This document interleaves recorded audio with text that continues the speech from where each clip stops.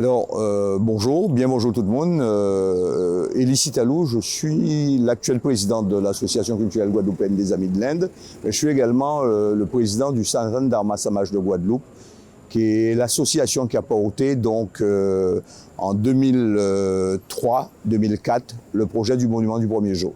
Voilà. Ce 24 décembre, le jour qui a été retenu pour commémorer l'arrivée des premiers travailleurs indiens, parce qu'après l'abolition de l'esclavage, après la déportation des nègres d'Afrique, les colons pour la production de canne ont souhaité toujours de la main-d'œuvre quasiment servile, gratuite, pour pouvoir gagner de l'argent. Les autorités ont cherché donc à leur trouver de la main-d'œuvre. Il y a eu beaucoup d'essais, il y a eu des petits blancs du sud de l'Europe, de France en particulier, des Madériens, il y a eu des Japonais, il y a eu des Chinois. Il y a eu effectivement un essai avec des Congolais. On a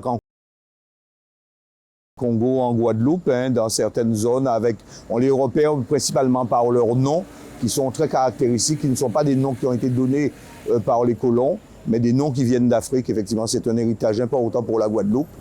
Après donc cette période-là, à partir de 1854, il y a eu une commande, parce que c'était des sujets qu'il commandait, le Conseil général de l'époque, qui était le Conseil colonial. Pourquoi? Parce que dans d'autres contrées du monde, là où on plantait de la canne, parce que c'est à cause de la canne que des personnes sont venues ici, du part, et qu'il y a eu des esclaves également, parce qu'il fallait travailler la canne. La canne demande une main-d'œuvre servile.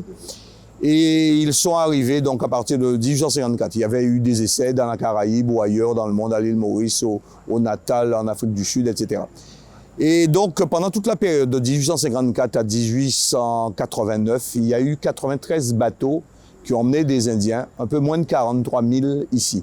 Sur les 43 000, il y a à peu près environ 27 000 qui sont morts dans les champs de canne, de mauvais traitements, de mauvaises conditions de vie, de fatigue, d'usure.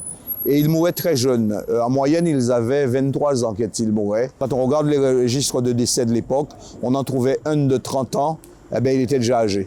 Voilà. Donc il y en a 8 000 qui sont partis en Inde, retournés parce qu'ils avaient droit à un billet de retour. Après, la colonie n'a pas payé les billets pour les autres.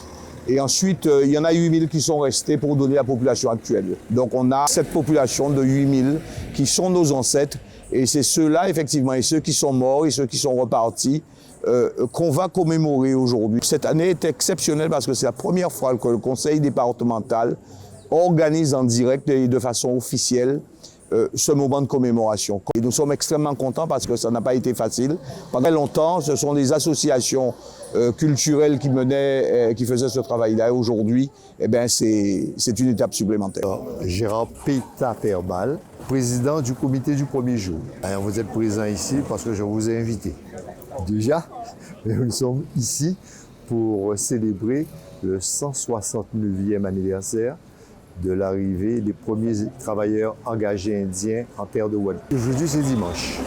On est à l'aise, mais imaginez-vous qu'on soit sur un jour de la semaine, avec le marché aux poissons, avec tous les marchés qu'il y a, avec le bar à côté qui serait ouvert, avec tous les embouteillages, voyez-vous. Donc, disons qu'on n'était pas à l'aise. Et disons que la stèle où elle est placée là, dans un angle comme ça, je ne sais pas si vous l'aviez remarqué dans la vie de tous les jours, mais les gens passent à côté et ne la remarquent même pas. Donc, elle n'était pas mise en valeur. Le conseil départemental, la municipalité de Pointe-à-Pitre et le conseil régional, et nous-mêmes, le comité du 1er jour, nous avons décidé de la déplacer et de la mettre sur un espace qu'on va appeler l'esplanade du monument, qui se trouve à gauche du mat. C'est une réjouissance, c'est du bonheur. Voilà, donc je pense que non seulement nous serons ravis, mais ce sera un espace digne. Voilà, ce sera un espace digne de ce que ça représente. Et nous avions une demande qui est formelle. Vous savez, les premiers travailleurs indiens, ils sont arrivés en Guadeloupe exactement dans l'espace que nous avons choisi pour faire l'esplanade. Ils sont arrivés dans l'ancien emplacement de l'usine d'Arboussi. Vous savez, avant, il y avait un dépôt d'immigration. C'est là que les immigrants indiens arrivaient. Voilà. Et après, les frères Souk ont acheté le terrain, ils ont construit l'usine. Et puis après, l'usine a fermé, oui, voilà. Et ensuite, on a construit le MAC. C'est quelque chose de pouvoir quitter ces lieux dans lesquels, depuis 2005, on vient, on s'investit, on fait une offrande, on sanctifie cet espace, on évoque et on remercie nos aïeux d'être arrivés ici, d'être arrivés. Ce monument les représente. Pour nous, quitter ces lieux, ça nous fait une grande émotion. Mais cette émotion, elle est partagée, puisqu'on sait que quand l'esplanade sera construite, ils seront mieux, ils vont retrouver l'espace dans lequel ils sont arrivés.